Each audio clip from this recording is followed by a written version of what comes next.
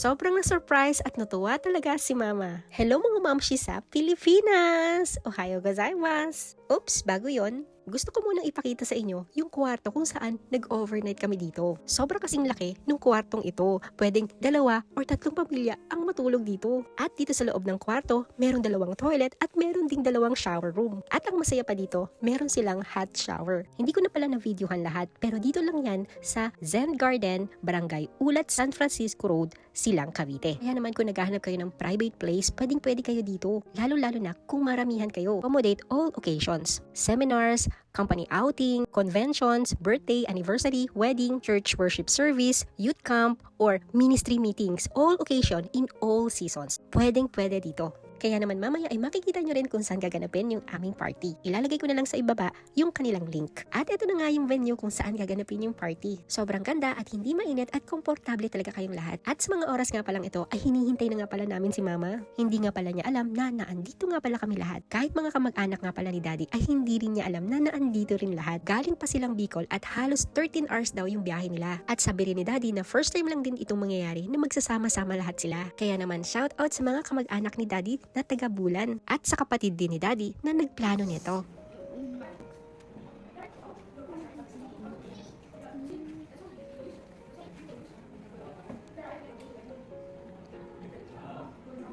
Happy birthday!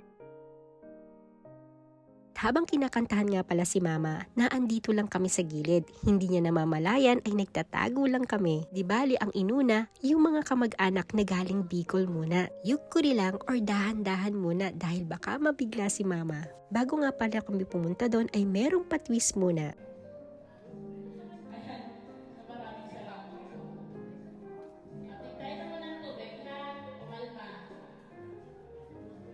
Picture po muna yung mga naunang bisita, okay lang po ba? Ito mga 18 years old natin. Yan.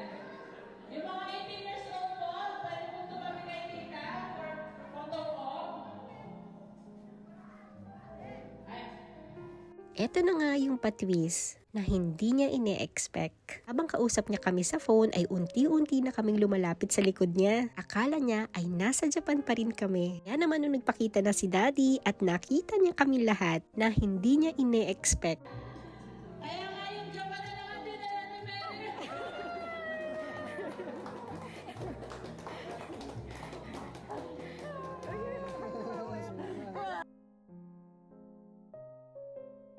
O siya, hanggang dito na lang po. Salamat sa pagsama. God bless!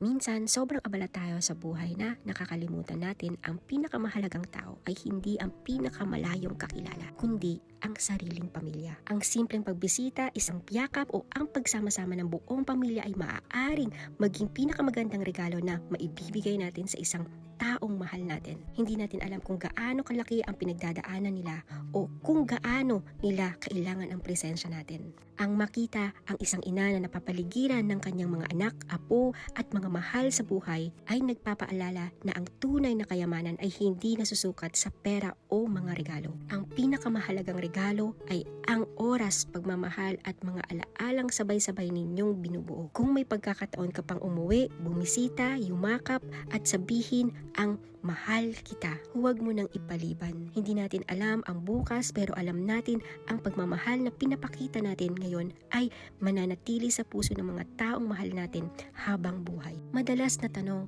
bakit kailangan pang maglaan ng oras para sa pamilya kahit sobrang busy? Dahil darating ang oras na maaaring matapos ang trabaho, natupad na ang mga pangarap at maabot ang maraming tagumpay. Pero ang oras na hindi mo na ibibigay sa pamilya ay hindi mo na maibabalik. Ang presensya mo ngayon ay maaaring maging alaala pangahawakan nila habang buhay. Kaya habang may panahon pa, piliin natin mahalin, pahalagahan at iparamdam sa ating pamilya kung gaano sila kahalaga. Ang oras na ibinibigay natin sa kanila ay isa sa pinakamagandang regalong hindi kayang tumbasan ng anumang bagay.